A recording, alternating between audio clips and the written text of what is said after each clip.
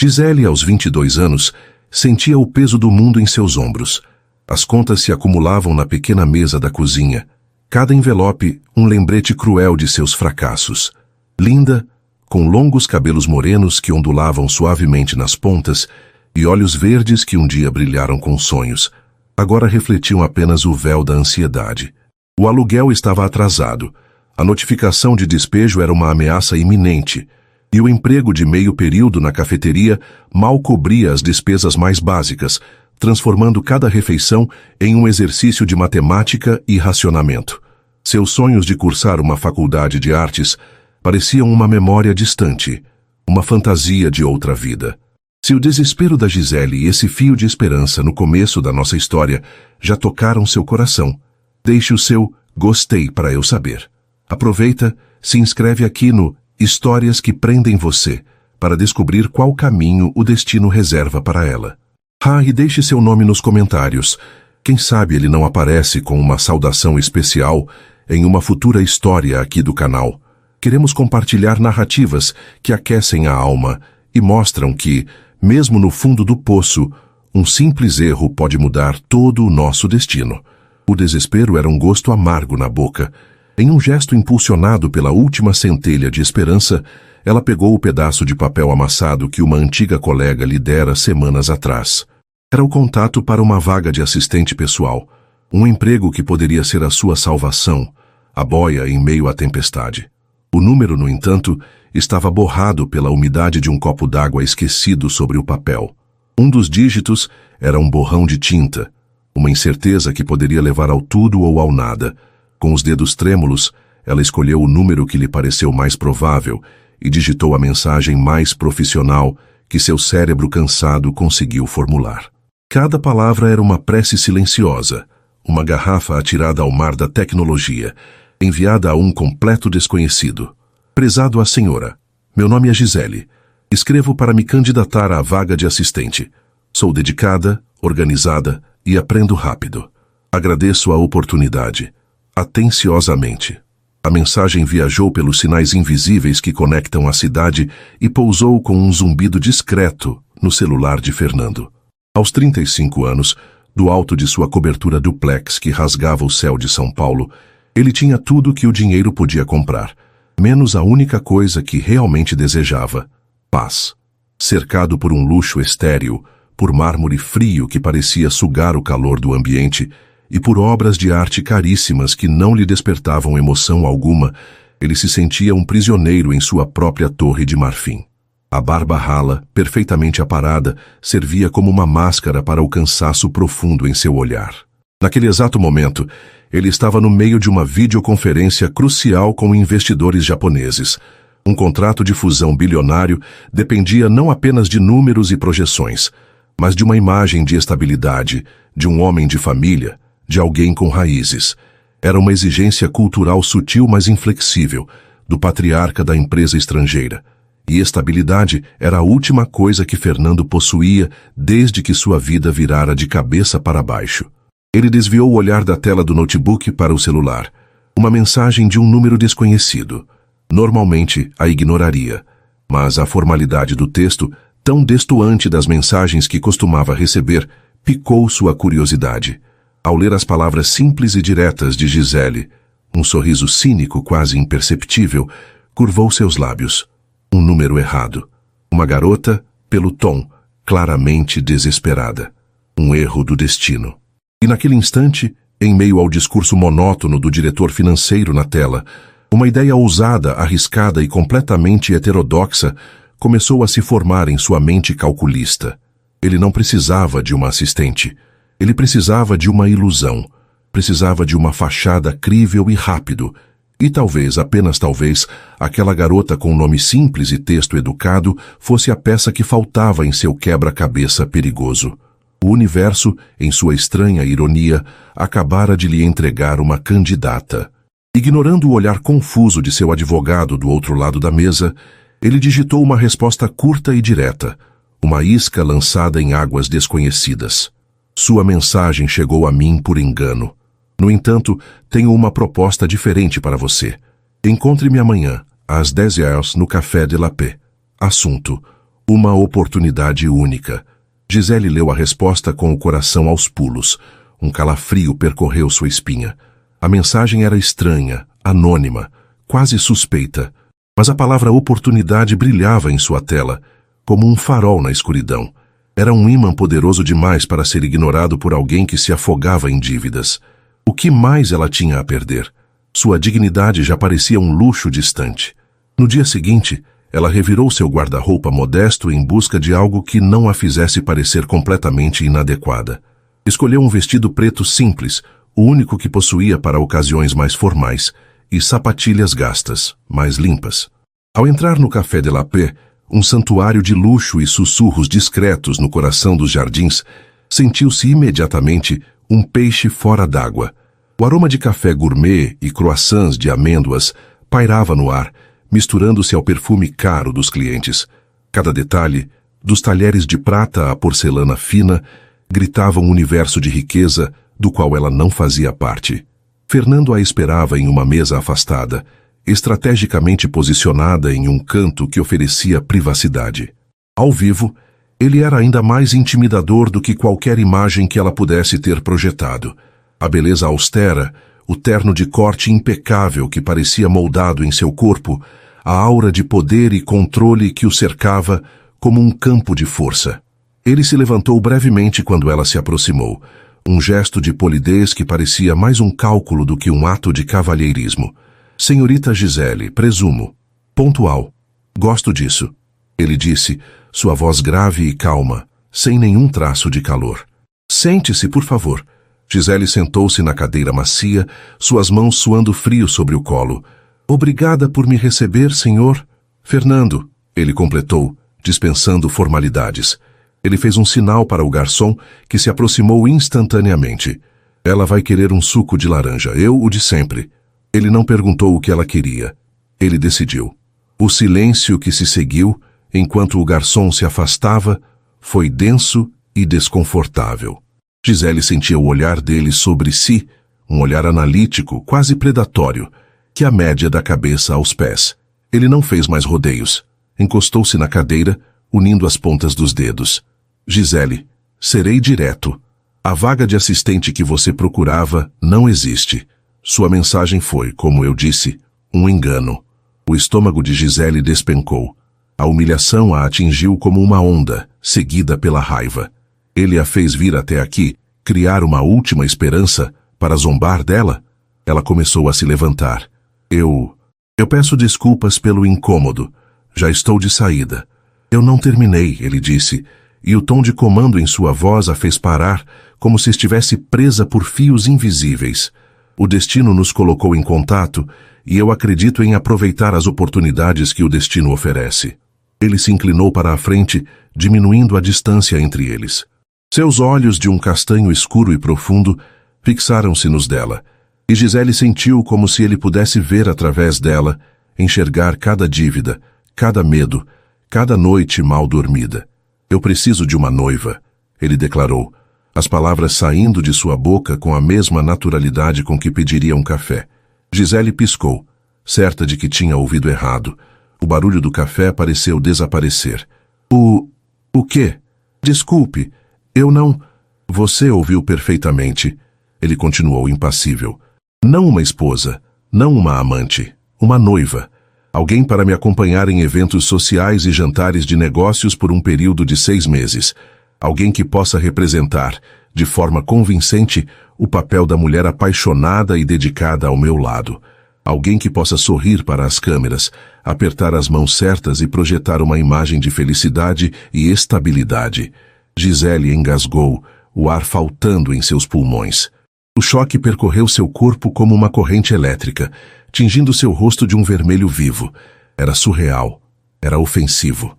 Isso é um absurdo. O senhor está me propondo... O senhor acha que eu sou o quê? Estou lhe propondo um contrato. Ele a interrompeu, sua calma desarmante diante do ultraje dela.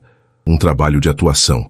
O papel mais importante da sua vida, com o maior cachê que você jamais poderia imaginar. Seu rosto não exibia nenhuma emoção. Era uma transação, pura e simples. Ele tirou do bolso interno do paletó uma caneta de ouro e um guardanapo de linho. Sobre o tecido branco, ele rabiscou um número, 1, seguido por uma fileira de zeros, que parecia não ter fim. Ele virou o guardanapo na direção dela, deslizando-o sobre a mesa de mogno. O ar fugiu completamente de Gisele. Seus olhos verdes se arregalaram, fixos naqueles algarismos. O número era obsceno. Era mais dinheiro do que ela, ou qualquer pessoa que conhecesse, veria em uma vida inteira de trabalho honesto. Aquele valor não apenas quitaria suas dívidas. Ele compraria uma casa para sua mãe, pagaria a faculdade que ela tanto sonhou, garantiria um futuro livre da ansiedade que a consumia dia e noite. Era a liberdade, escrita em tinta preta sobre um guardanapo de linho. Ela levantou o olhar do número para o rosto daquele homem bonito, frio e calculista. A proposta era indecente. Feria todos os seus princípios, tudo em que acreditava. Era vender um pedaço de sua alma. Mas a imagem das contas não pagas, do aviso de despejo, do rosto envelhecido e preocupado de sua mãe, tudo isso a assombrava com uma força brutal. A humilhação lutava contra a necessidade em uma batalha sangrenta dentro de seu peito. O que valiam seus princípios quando o estômago roncava e o teto sobre sua cabeça estava prestes a desabar? Com o coração batendo descontroladamente, uma sinfonia de pânico e tentação, ela umedeceu os lábios secos e, em um sussurro quase inaudível, proferiu a palavra que não apenas mudaria sua vida, mas a reescreveria do zero. Eu aceito. A palavra aceito pairou no ar entre eles, frágil e pesada. O sorriso de Fernando não chegou aos seus olhos. Era um sorriso de vitória, o de um jogador de xadrez que acaba de capturar uma peça crucial. Ele guardou a caneta no bolso, deixando o guardanapo com um número assombroso sobre a mesa. Excelente. Meu advogado entrará em contato com você ainda hoje para formalizar nosso acordo. Ele irá buscá-la em sua casa às 5 da tarde. Esteja pronta. A partir de hoje, sua antiga vida não existe mais. Dito isso, ele se levantou, deixou sobre a mesa uma nota que pagaria a conta dezenas de vezes e foi embora sem olhar para trás, deixando Gisele sozinha com o suco de laranja intocado, o guardanapo manchado de tinta e um turbilhão de emoções que ameaçava sufocá-la. Ela havia acabado de vender 6 meses de sua vida. A transição foi brutal e imediata. Às 5 da tarde, um sedã de luxo preto e silencioso parou em frente ao seu modesto prédio. Um homem de meia-idade, vestindo um terno tão caro quanto o de Fernando, apresentou-se como o Dr. Almeida, o advogado. Ele lhe entregou um contrato de 40 páginas, redigido na linguagem fria e impenetrável das leis. Cláusulas de confidencialidade, de comportamento, de penampilã. Era um roteiro detalhado para a personagem que ela deveria interpretar. Gisele, a noiva devotada. Ele também lhe entregou um cartão de crédito sem limites e um novo celular, informando que o antigo deveria ser destruído. Enquanto ela assinava os papéis na mesinha de sua cozinha, sentia como se estivesse assinando a própria certidão de óbito de sua identidade. Ela se mudou para a ala de hóspedes da mansão de Fernando, um espaço que, por si só, era maior e mais luxuoso que todo o andar de seu antigo prédio. O lugar era de uma beleza opressora. Paredes de vidro revelavam uma vista estonteante da cidade que nunca dormia. Mas por dentro, o silêncio era tão profundo que ecoava a solidão de seu dono. Os passos de Gisele sobre o mármore polido pareciam uma profanação em um mausoléu. Não havia fotos de família nem objetos pessoais, apenas arte moderna, móveis de design e um vazio que o luxo não conseguia preencher. Os primeiros dias foram um inferno de regras e etiquetas. Fernando assumiu o papel de um diretor exigente e impaciente, e ela, sua atriz principal, ainda despreparada. Ele a ensinou a se vestir, substituindo suas roupas simples por um guarda-roupa de grife que valia uma fortuna. Ensinou-a a andar com saltos que pareciam instrumentos de tortura, a segurar uma taça de vinho pela haste, a diferenciar um Monet de um Manet nas paredes de sua própria casa. Não arraste os pés, Gisele. Ande como se o chão fosse seu, ele corrigia, enquanto ela cambaleava pelo corredor. Sorria com os olhos, não apenas com a boca. Um sorriso forçado é pior que uma carranca. Ele instruía antes de saírem para o primeiro jantar de teste.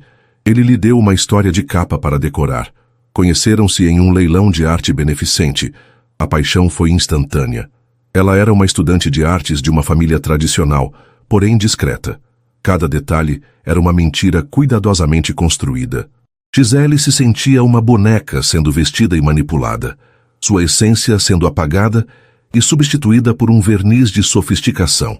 Em seu íntimo, ela odiava cada segundo daquela farsa. Fernando, por sua vez, sentia uma irritação crescente. Não com ela, mas consigo mesmo.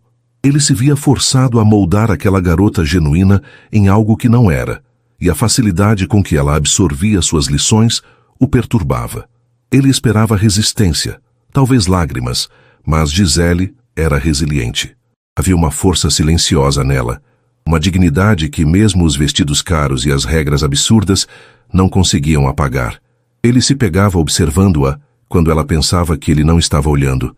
A forma como ela tocava as pétalas de uma orquídea na sala de estar, com uma delicadeza quase reverente, um gesto de pura e simples admiração que contrastava com a artificialidade de tudo ao redor.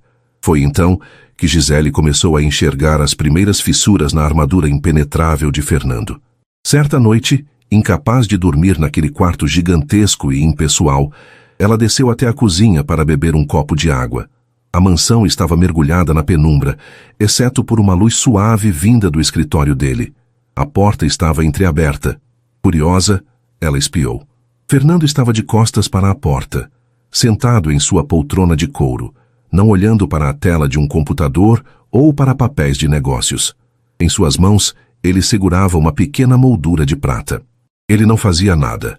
Apenas olhava para o objeto com uma concentração tão intensa, uma tristeza tão profunda, que parecia uma ferida aberta. Gisele não conseguiu ver a foto, mas a vulnerabilidade na postura daquele homem poderoso a atingiu em cheio.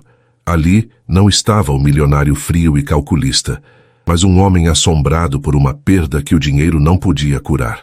Ela recuou em silêncio, o coração apertado por um sentimento novo e confuso, algo perigosamente próximo da compaixão. Ele, por sua vez, encontrou em Gisele uma lufada de ar fresco em sua vida estéril e programada. Ele estava acostumado com mulheres que o olhavam com cifras nos olhos, que calculavam o valor de cada presente, de cada palavra. Gisele era diferente. Apesar da situação humilhante, sua pureza o desarmava. Numa manhã, ele desceu para a cozinha e foi recebido não pelo silêncio de sempre, mas pelo cheiro rico e acolhedor de café fresco sendo coado. Gisele, usando um dos roupões de seda que ele mandara comprar, estava de costas para ele, cantarolando uma melodia suave enquanto preparava o café em um coador de pano simples que ela trouxera de sua antiga casa. "O que você está fazendo?" "A máquina expressa faz um café excelente", ele disse, a voz mais ríspida do que pretendia. Ela se virou um pouco assustada, mas com um brilho desafiador nos olhos verdes. "Essa máquina faz uma bebida. Eu faço café. Tem cheiro de casa." Fernando ficou sem resposta. Aquele aroma o transportou para um tempo esquecido, para a cozinha de sua avó, para uma simplicidade que ele havia perdido há muito tempo. Pela primeira vez, ele não bebeu o expresso amargo de sempre. Bebeu o café de Gisele, forte e doce, e sentiu um calor que não vinha apenas da bebida. A linha tênue entre a farsa e a realidade começou a se apagar em pequenos momentos.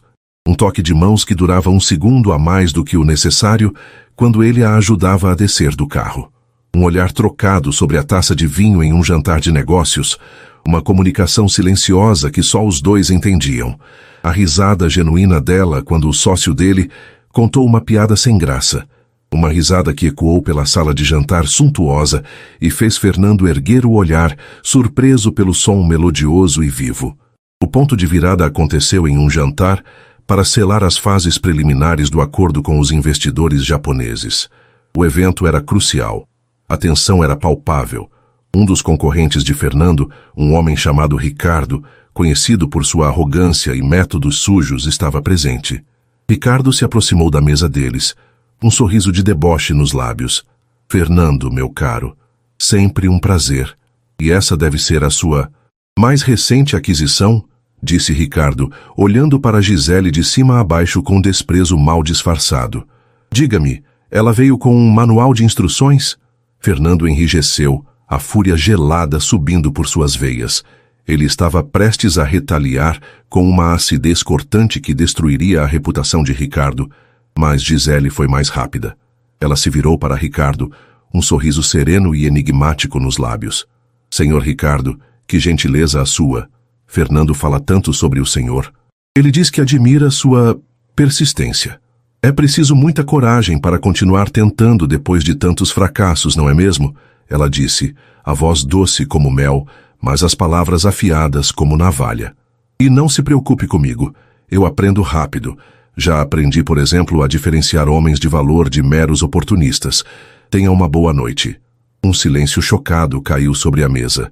Ricardo ficou boquiaberto, o rosto vermelho de fúria e humilhação, antes de se afastar resmungando. Fernando olhou para Gisele, absolutamente atônito. Ela não apenas o defendeu, mas o fez com uma classe e uma inteligência feroz que desarmou o oponente sem causar uma cena. Ela o protegeu. Mais tarde naquela noite, a adrenalina do confronto ainda pulsando, ele a encontrou na varanda da suíte master, observando as luzes da cidade. O vento da noite agitava seus longos cabelos escuros. Você foi incrível hoje, ele disse, a voz mais suave e rouca do que o normal. Ele parou ao lado dela, a sua presença aquecendo o ar frio. Eu só fiz o meu papel, ela respondeu, sem conseguir encará-lo, sentindo o coração bater forte contra as costelas. Proteger a sua imagem. Está no contrato. Não. Ele se aproximou mais, sua sombra cobrindo a dela. Aquilo não foi o contrato. Aquilo não era a atriz, era a Gisele. Ele ergueu o queixo dela com o dedo, forçando-a a encontrar seu olhar. Naquele momento, sob o céu estrelado de São Paulo, não havia contrato, não havia dinheiro, não havia farsa. Havia apenas um homem que via uma mulher de verdade pela primeira vez e uma mulher que via a alma ferida por trás da máscara do milionário. A atração que ambos lutavam para negar, a corrente elétrica que zumbia entre eles há semanas, finalmente explodiu. O beijo não foi parte do contrato. Não foi gentil nem calculado. Foi desesperado, faminto, um choque de solidão e desejo. Foi a colisão de dois mundos, o toque de duas almas que se reconheceram na escuridão. Foi perigosamente, inegavelmente real. E ambos sabiam naquele instante que nada mais seria como antes. Quando seus lábios se separaram, o som do vento e o zumbido distante da cidade voltaram a existir. Gisele e Fernando ofegavam, não apenas pela falta de ar, mas pelo peso do que acabara de acontecer. O beijo pairava entre eles, uma entidade própria, brilhando na escuridão da varanda. Foi um ato de transgressão contra as regras que eles mesmos criaram, um motim contra a lógica fria do contrato. O primeiro a recuar foi Fernando. Ele deu um passo para trás e a máscara de controle, que havia se estilhaçado por um momento, começou a se recompor, embora as peças não se encaixassem mais perfeitamente. Havia uma rachadura em sua compostura, e através dela, Gisele pôde ver um vislumbre de pânico em seus olhos. Aquele beijo o assustou mais do que qualquer negociação fracassada. Isso não deveria ter acontecido, ele murmurou a voz rouca, passando a mão pelo cabelo em um gesto de frustração que ela nunca tinha visto antes. Eu sei, sussurrou Gisele, levando os dedos aos próprios lábios, que ainda formigavam com o toque dos dele. Ela se sentia ao mesmo tempo aterrorizada e estranhamente viva. Sem dizer mais uma palavra, ele se virou e entrou, deixando-a sozinha na varanda com seu coração em disparada e a certeza de que a linha que eles haviam cruzado não podia ser descruzada. Naquela noite, o sono foi um luxo que nenhum dos dois pôde se permitir. Em sua ala da mansão, Gisele se revirava sob os lençóis de seda, a memória do beijo queimando em sua mente. Ela não se arrependia. Pela primeira vez, naquele mundo de mentiras, algo havia sido dolorosamente verdadeiro. Em sua suíte master, Fernando encarava a silhueta dos prédios, sentindo-se um estranho em sua própria pele. Por anos, ele viveu em um exílio emocional autoimposto, e aquela garota, com sua pureza e sua força inesperada, havia invadido suas defesas com a força de um furacão. Ele estava perdendo o controle e isso o apavorava. Nos dias que se seguiram, a dinâmica na mansão mudou drasticamente. A formalidade forçada deu lugar a uma tensão elétrica, carregada de significado não dito. Durante o dia, eles tentavam manter a farsa do profissionalismo, mas era um teatro fraco. Um simples cruzar de olhares no café da manhã era suficiente para reacender a memória da varanda. Um toque acidental de mãos ao pegar um documento se transformava em uma corrente elétrica que percorria seus corpos. A relação profissional desmoronou, dando lugar a uma paixão avassaladora, vivida em segredo nos cantos daquela mansão gigantesca. A farsa para o mundo exterior continuava, mas dentro daquelas paredes de vidro e mármore, eles começaram a construir uma verdade própria. Os beijos roubados na biblioteca, escondidos entre prateleiras de livros que ninguém lia. As conversas sussurradas tarde da noite na cozinha, onde as máscaras finalmente caíam. Ela descobriu que o milionário frio tinha um senso de humor seco e inteligente, que ele amava filmes antigos de faroeste e que a foto na moldura de prata era de seus pais, que ele perdeu em um acidente de carro quando tinha apenas 19 anos. Aquele evento o forçou a amadurecer rápido demais, a assumir o império da família e a construir uma fortaleza ao redor de seu coração. Ele, por sua vez, descobriu a mulher por trás da beleza estonteante. Descobriu que Gisele sonhava em pintar paisagens, e sua risada era a coisa mais genuína que ele já tinha ouvido, e que ela possuía uma sabedoria sobre a vida que envergonhava sua própria visão cínica do mundo. Ele se pegou buscando a companhia dela, não por causa do contrato, mas porque a presença dela aplacava a solidão que era sua companheira constante. Eles encontraram um no outro o refúgio que não sabiam que procuravam. Gisele se apaixonou perdidamente pelo homem por trás do milionário, e Fernando, contra todo o seu instinto de autopreservação, se apaixonou pela mulher que o via de verdade. A mansão, antes um mausoléu silencioso, começou a ganhar vida. O som da risada de Gisele ecoava pelos corredores. O cheiro de bolo de fubá, uma receita de sua mãe que ela insistiu em fazer, impregnava a cozinha. Pequenos vasos com flores silvestres que ela colhia no jardim começaram a aparecer em lugares inesperados. Gisele estava inconscientemente transformando aquela casa em um lar. E Fernando, para seu completo espanto, estava gostando. Mas a realidade, como uma credora implacável, sempre vem cobrar sua dívida. Começou sutilmente, uma onda de tontura enquanto ela provava um vestido para um evento de gala. Um enjoo persistente pela manhã, que ela inicialmente atribuiu ao estresse e à mudança de rotina. O cheiro do café de Fernando, que antes a confortava, agora lhe revirava o estômago. No início, ela ignorou os sinais, com medo de confrontar o que seu corpo lhe dizia. Até que, em uma tarde, enquanto Fernando estava em uma longa reunião, a suspeita se tornou uma certeza aterrorizante. Ela estava atrasada. Com o coração martelando no peito, ela usou o cartão de crédito que ele lhe dera para pedir uma entrega discreta de uma farmácia. O motoboy entregou o pequeno pacote para a empregada, que o deixou sobre a cama de Gisele sem fazer perguntas. As mãos dela tremiam tanto que mal conseguiu abrir a caixa. No banheiro suntuoso, com suas torneiras de ouro e mármore importado, ela se sentia pequena e assustada. Seguiu as instruções, deixou o teste sobre a pia e esperou. Foram os 3 minutos mais longos de sua vida. Cada segundo era uma eternidade de medo e esperança.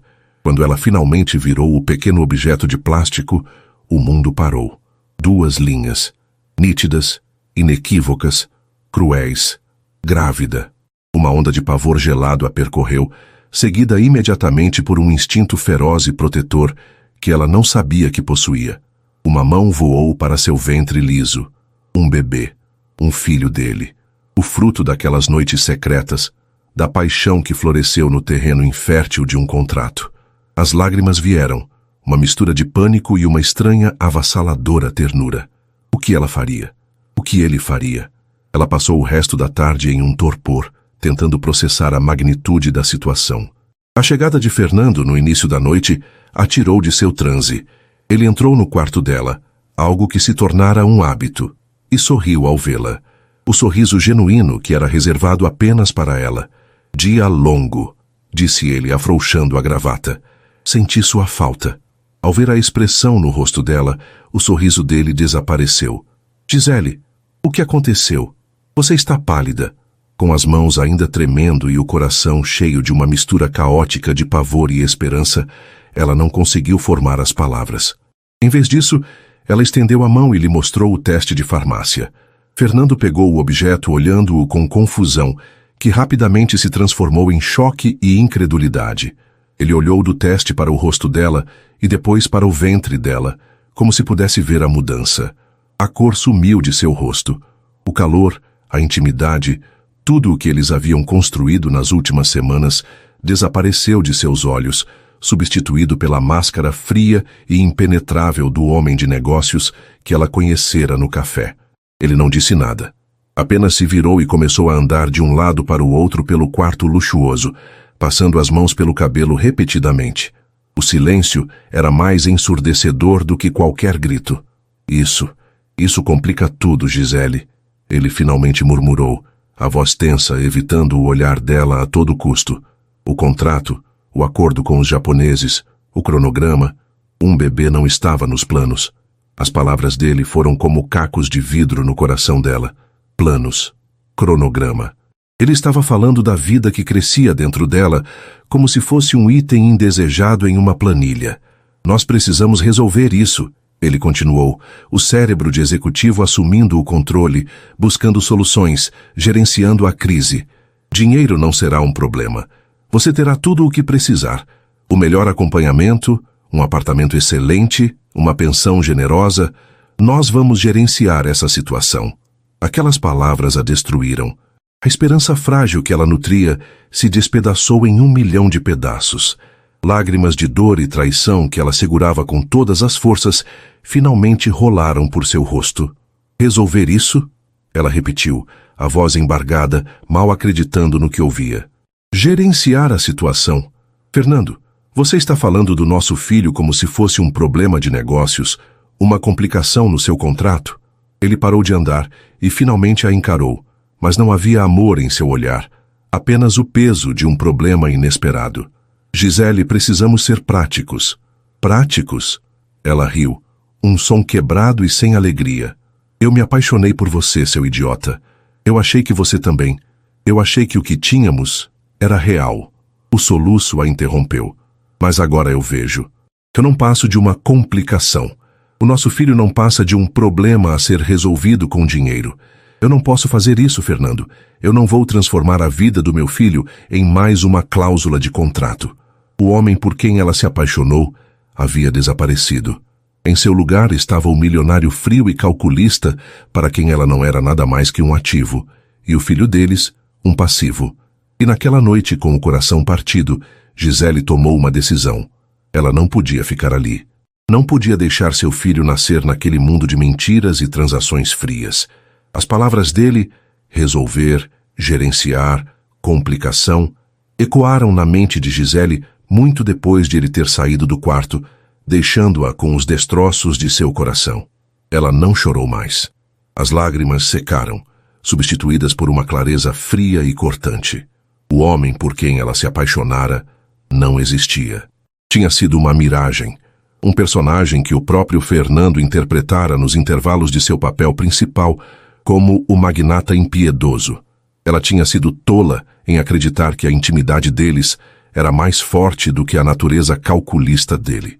O amor, para ele, era apenas mais uma variável em uma equação complexa, e o filho deles, um erro de cálculo a ser corrigido. Naquela mesma noite, enquanto ele se trancava no escritório, provavelmente já em telefonemas com advogados e assistentes para gerenciar a situação, Gisele agiu. O torpor deu lugar a uma determinação silenciosa e feroz. O instinto de proteção, não apenas por si mesma, mas pela vida minúscula e inocente que carregava, tornou-se sua única bússola. Ela se moveu pela mansão como um fantasma, cada passo um eco de uma felicidade que agora parecia uma mentira. Entrou no closet gigantesco, um santuário de alta costura que ele construíra para sua noiva. Os vestidos de seda, os sapatos de sola vermelha, os casacos de cachemir, tudo parecia uma fantasia de outra pessoa. Com gestos metódicos, Ela tirou o roupão de seda que vestia e o dobrou cuidadosamente sobre uma poltrona. Procurou no fundo do armário a pequena mala com a qual havia chegado, contendo suas roupas simples e gastas. Vestiu sua calça jeans antiga e uma camiseta de algodão. A sensação do tecido familiar contra a pele foi como um reencontro com quem ela era de verdade. Era uma armadura, muito mais protetora do que qualquer peça de grife. Um por um, ela recolheu os símbolos de sua vida comprada. O colar de diamantes que ele lhe dera depois da noite em que o defendeu de Ricardo. A pulseira de platina que marcou o primeiro mês do contrato. O cartão de crédito de titânio, preto e sem limites, que poderia comprar o mundo, mas não a paz. Ela colocou tudo sobre a cama perfeitamente arrumada, em cima do vestido de gala mais caro que possuía. Uma oferenda ao deus do dinheiro que ele servia. Por último, pegou um bloco de notas do hotel que estava na escrivaninha e a caneta. Sua mão não tremeu. As palavras vieram simples e diretas. Um contraste com a complexidade de seus sentimentos. Fernando, você me ofereceu um contrato, e eu cumpri minha parte. Mas um filho não faz parte de nenhuma cláusula. Ele não é uma complicação a ser resolvida ou um problema a ser gerenciado. Ele é uma vida, e ele merece nascer do amor, não de uma transação comercial. Estou deixando para trás tudo o que você me deu, porque nada disso jamais foi meu de verdade. Levo comigo a única coisa que é real, a única coisa que importa. Não nos procure. Construiremos nossa própria vida, longe do seu mundo. Adeus, Gisele. Ela não assinou como sua noiva, apenas Gisele, o nome que sua mãe lhe deu. Deixou o bilhete ao lado das joias, um testamento silencioso de sua decisão. Com a pequena mala em mãos, ela caminhou descalça pelos corredores de mármore frio. Passou pela biblioteca, onde trocaram o primeiro beijo secreto, e sentiu uma pontada de dor. Passou pela cozinha, onde o cheiro do café dela havia começado a transformar a casa em lar. Passou pela porta do escritório dele, de onde vinha o som abafado de sua voz, firme e controladora, falando ao telefone. Ela parou por um instante, a mão sobre o ventre, como se fizesse uma promessa silenciosa ao seu filho. Nós vamos ficar bem. E então, na calada da madrugada, ela abriu a porta dos fundos, destinada aos empregados, e saiu para a noite fria de São Paulo. A liberdade nunca pareceu tão assustadora. Fernando terminou a última chamada perto das 3 da manhã. Ele havia falado com seu advogado, seu chefe de segurança, seu diretor financeiro.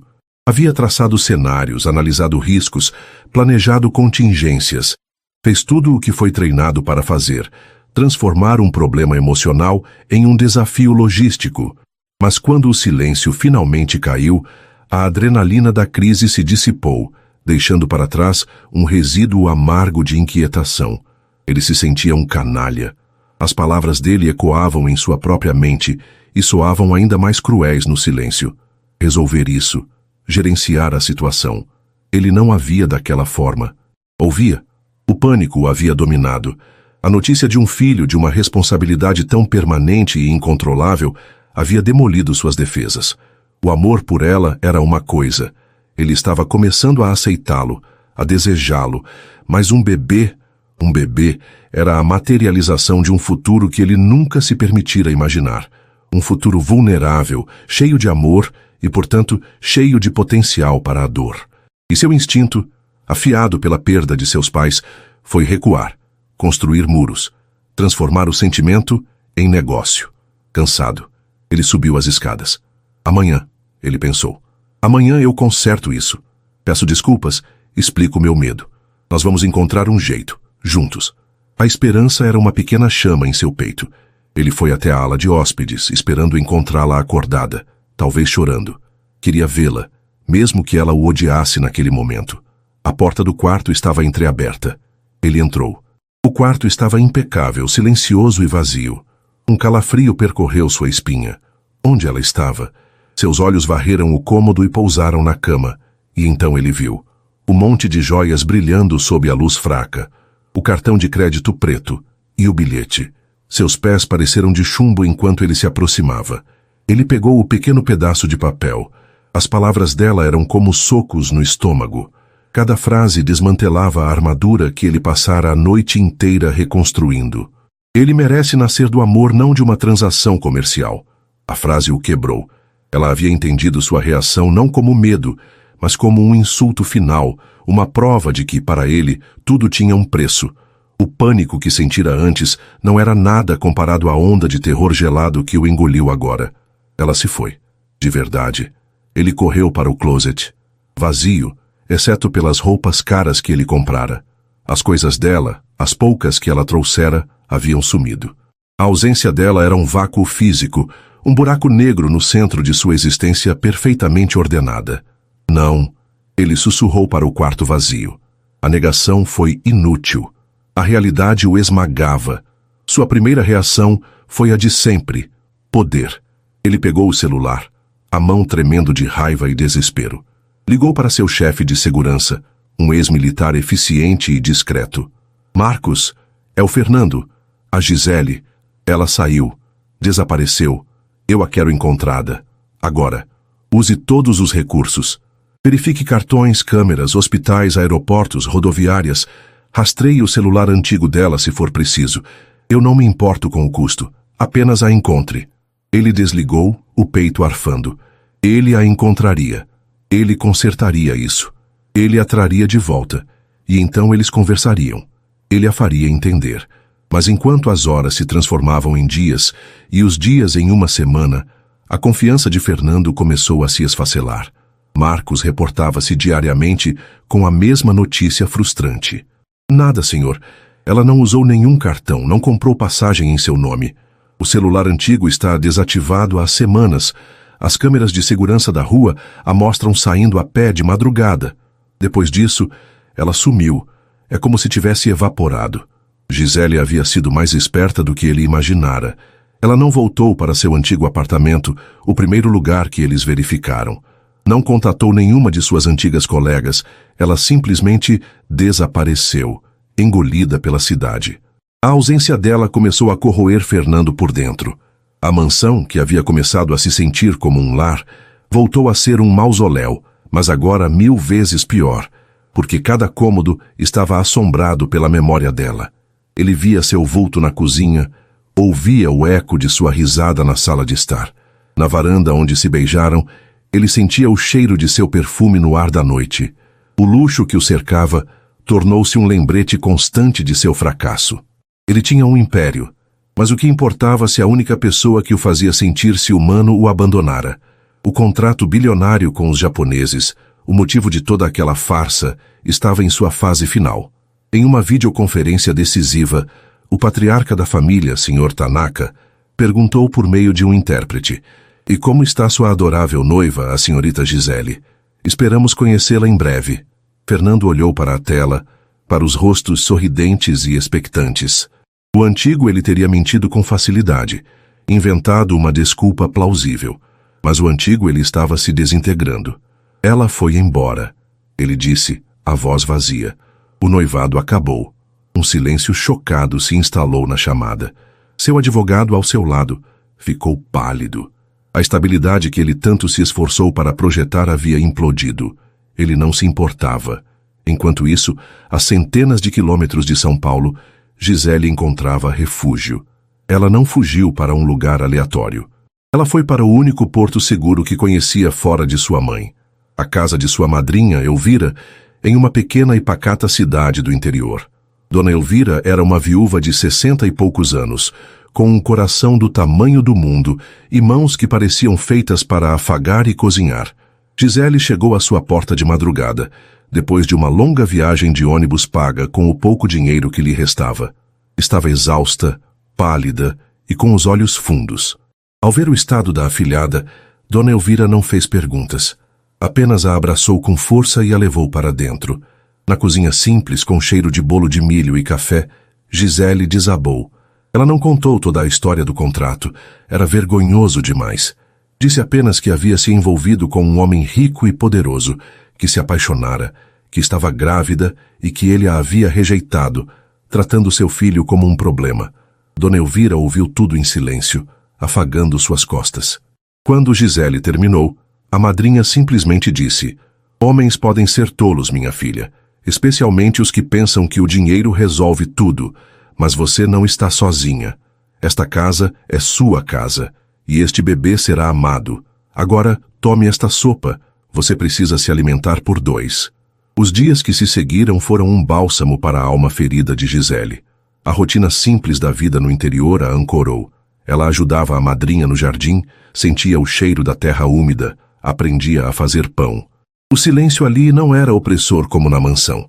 Era pacífico, preenchido pelo canto dos pássaros e pelo som do vento nas árvores.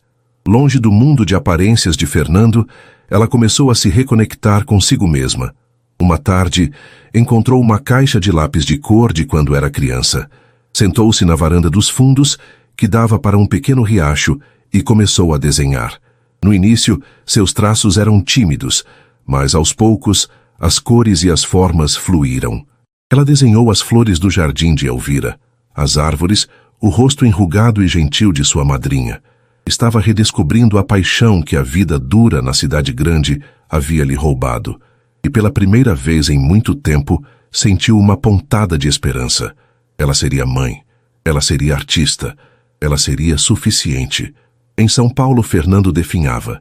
A notícia do rompimento do noivado se espalhou, e o acordo com os japoneses foi suspenso indefinidamente.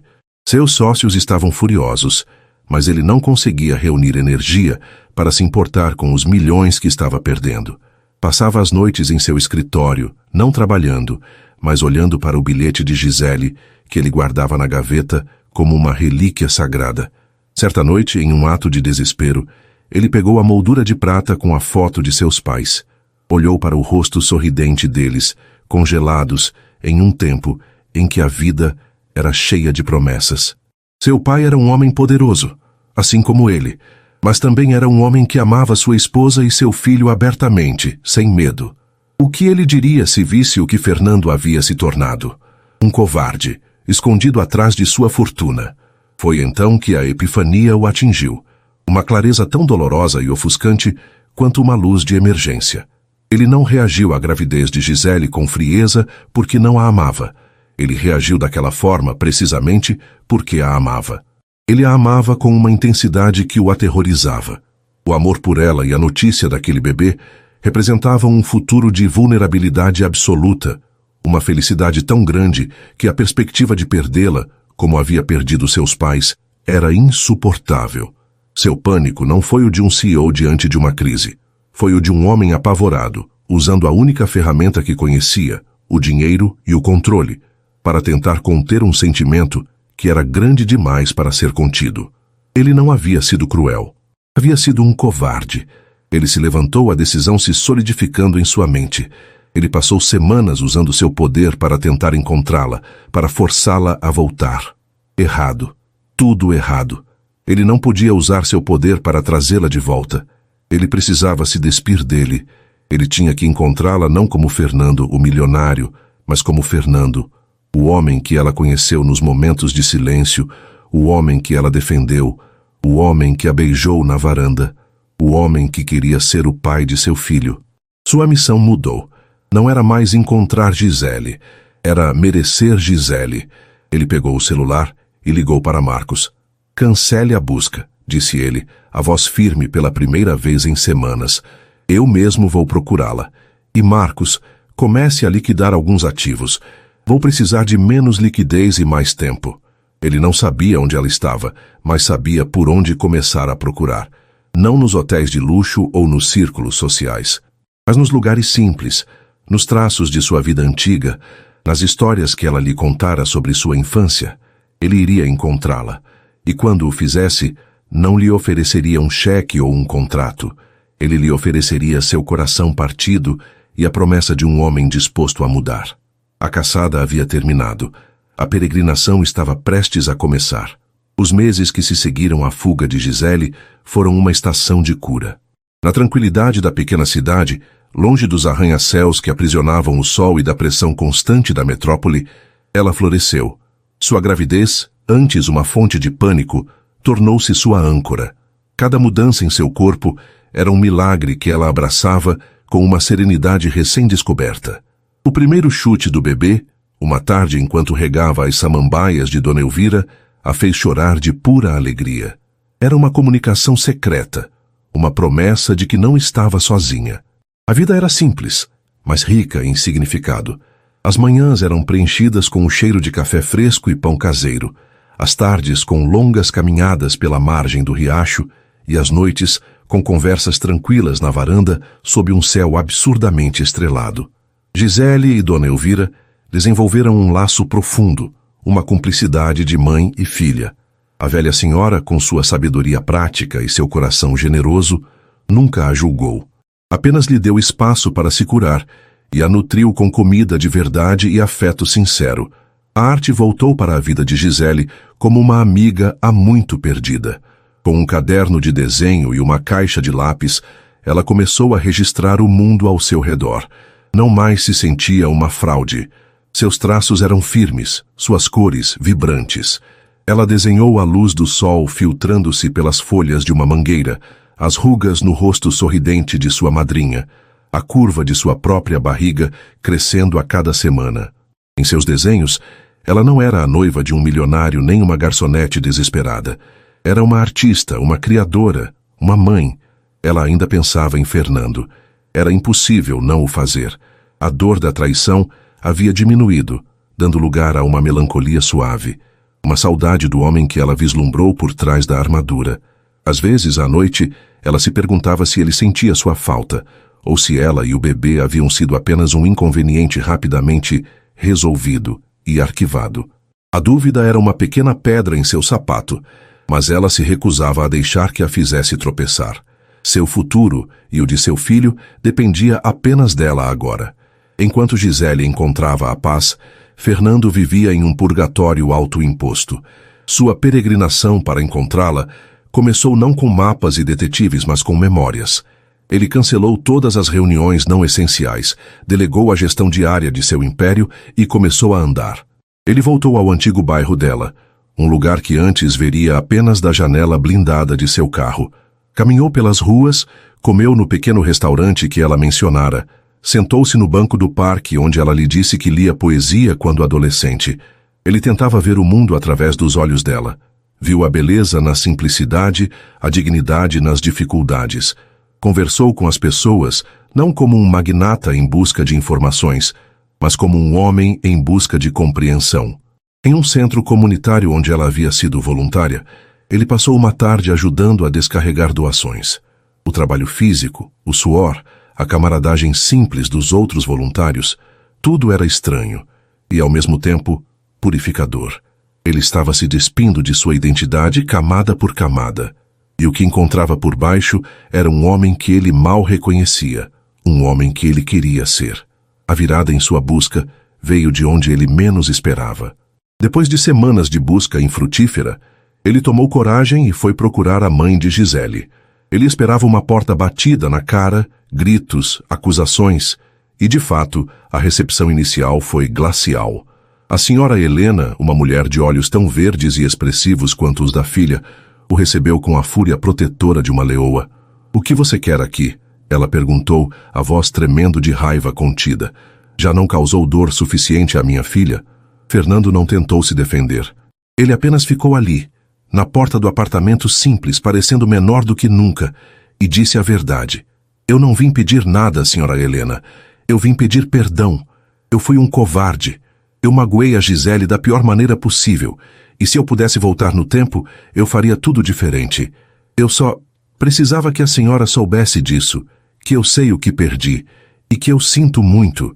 Não havia arrogância em sua voz, apenas um arrependimento profundo e genuíno. A senhora Helena o estudou por um longo momento, vendo não o bilionário das notícias, mas um homem quebrado. Ela viu a dor nos olhos dele, uma dor que espelhava a que vira nos olhos da filha. Seu coração de mãe amoleceu. "Minha filha é forte", disse ela por fim. "Mais forte que você ou eu. Ela não precisa de um homem para salvá-la." "Eu sei", respondeu Fernando, a voz embargada. "Eu não quero salvá-la. Eu quero ter a honra de amá-la. É diferente." Aquelas palavras a convenceram. Ela não lhe deu o endereço, mas lhe deu uma pista, um fio de esperança. Quando era pequena, Gisele passava os verões em Itajubá, na casa da madrinha dela, Elvira. Ela sempre disse que aquele era o lugar mais feliz do mundo para ela. Itajubá. O nome ecoou na mente de Fernando. Era tudo o que ele precisava. A viagem de carro até o interior foi uma jornada em si. Ele dirigia um SUV comum, empoeirado da estrada, sentindo a ansiedade e a esperança crescendo a cada quilômetro que deixava a selva de pedra para trás. O verde da paisagem, o ar limpo, tudo parecia pertencer a um outro mundo, o mundo de Gisele. Ao chegar à cidadezinha pacata, seu coração batia descontroladamente. Ele não usou seu poder ou influência. Parou em uma padaria, comprou um café e, com uma foto de Gisele no celular, perguntou timidamente à senhora do balcão se conhecia aquela moça. Claro, meu filho. É a Gisele, afilhada da Elvira, uma menina de ouro. A casa dela é logo ali, no final da rua do Riacho, aquela com as buganvílias na cerca. Ele agradeceu, as mãos tremendo. Estacionou o carro a uma distância segura e caminhou o resto do caminho, cada passo uma prece. E então ele a viu. Gisele estava no jardim de costas para ele, regando um canteiro de tomates. O sol da tarde iluminava seus cabelos longos e seu perfil sereno. Ela usava um vestido simples, florido, e sua barriga, agora proeminente, revelava uma gravidez de vários meses. Ela estava mais linda do que em qualquer vestido de alta costura. Havia uma paz nela, uma força tranquila que o deixou sem fôlego. Por um momento, ele apenas ficou ali, do outro lado da cerca, um peregrino que finalmente alcançara seu santuário. Ele deu um passo e o estalar de um galho seco sob seu pé a fez se virar. Os olhos verdes dela se arregalaram. O choque inicial foi rapidamente substituído por uma máscara de cautela. Sua mão voou instintivamente para o ventre, um gesto protetor que o atingiu como uma faca. Ela não disse nada, apenas o encarou, o regador ainda em sua mão.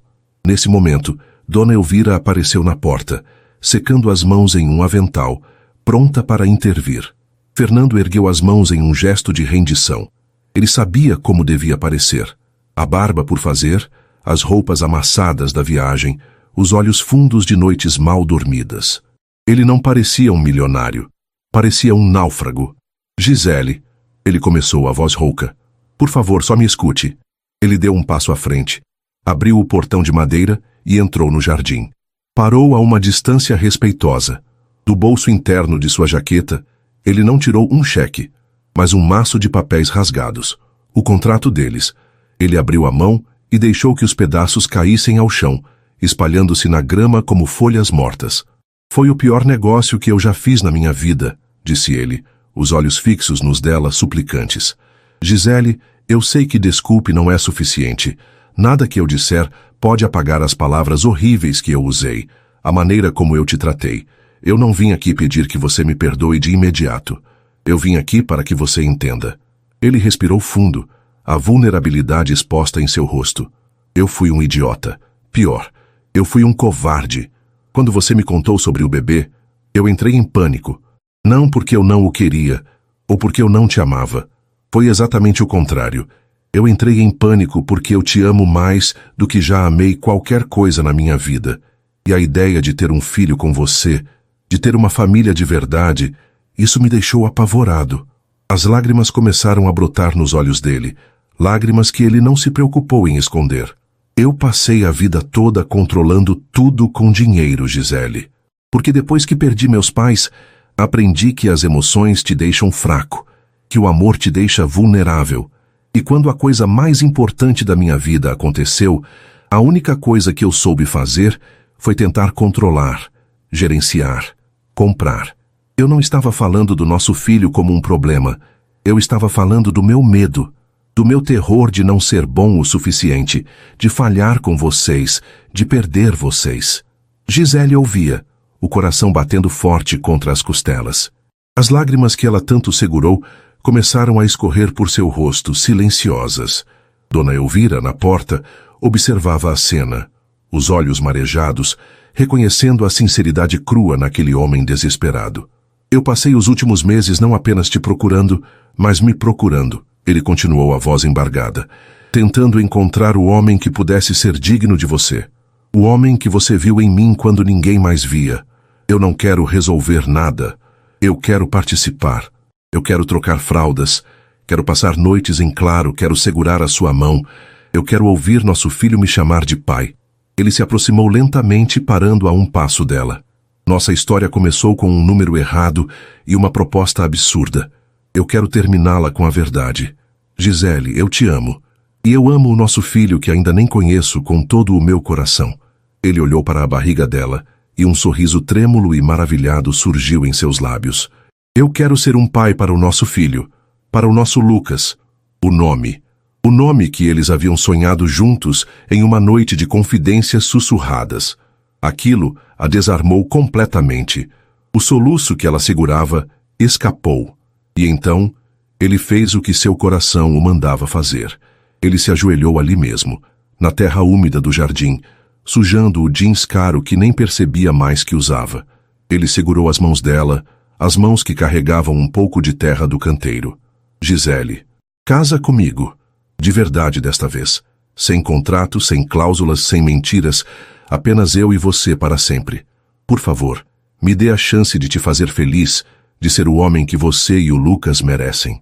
As lágrimas de Gisele desta vez não eram de dor, mas de uma felicidade tão intensa que transbordava. Era a redenção. Era a verdade. Era o amor vencendo o medo. Em meio aos soluços, sua resposta foi um sussurro claro e forte. Sim, eu caso com você. Meses depois, a antiga mansão fria estava irreconhecível. As paredes de vidro ainda mostravam a cidade deslumbrante, mas agora a vista competia com a vida que acontecia do lado de dentro. Tapetes macios cobriam o mármore, e brinquedos coloridos estavam espalhados pelo chão da sala de estar. Um móbile de planetas girava suavemente sobre um berço no quarto, que antes era um escritório estéril. O cheiro constante na casa não era mais de produtos de limpeza caros, mas de leite de bebê e do perfume suave de Gisele. E o som mais constante era o choro forte e saudável do pequeno Lucas, invariavelmente seguido pelos passos apressados de seu pai. Fernando, o magnata que um dia comandou salas de reuniões com um olhar, agora era um especialista em aquecer mamadeiras na madrugada e fazer caretas para arrancar um sorriso banguela de seu filho. Seus negócios ainda prosperavam, mas sua prioridade havia mudado de forma irrevogável. Seu maior ativo era o tempo que passava com sua família. Naquela tarde, Gisele estava em um canto da sala que havia se tornado seu ateliê, finalizando um retrato a carvão de Fernando, segurando Lucas adormecido no peito. Ela olhou da tela para a cena real, que acontecia no sofá à sua frente. Fernando, em uma camiseta simples, ninava o filho com uma ternura que ainda fazia o coração dela doer de tão bonito. Ele sentiu o olhar dela e sorriu, aquele sorriso que era só para ela. Ele se levantou com cuidado, colocou Lucas no berço e caminhou até ela. Ele a abraçou por trás, apoiando o queixo em seu ombro e olhando para o desenho. Você me faz parecer melhor do que eu sou, ele sussurrou em seu ouvido. Não, respondeu ela, virando a cabeça para beijá-lo suavemente. Eu só desenho o que eu vejo. Ele a apertou mais forte, inalando o cheiro dela. Olhou para o filho dormindo, para a mulher que amava, para a arte que enchia sua casa de alma. Ele havia entrado em sua vida por engano, mas ela o consertara por completo. Ele finalmente estava em casa.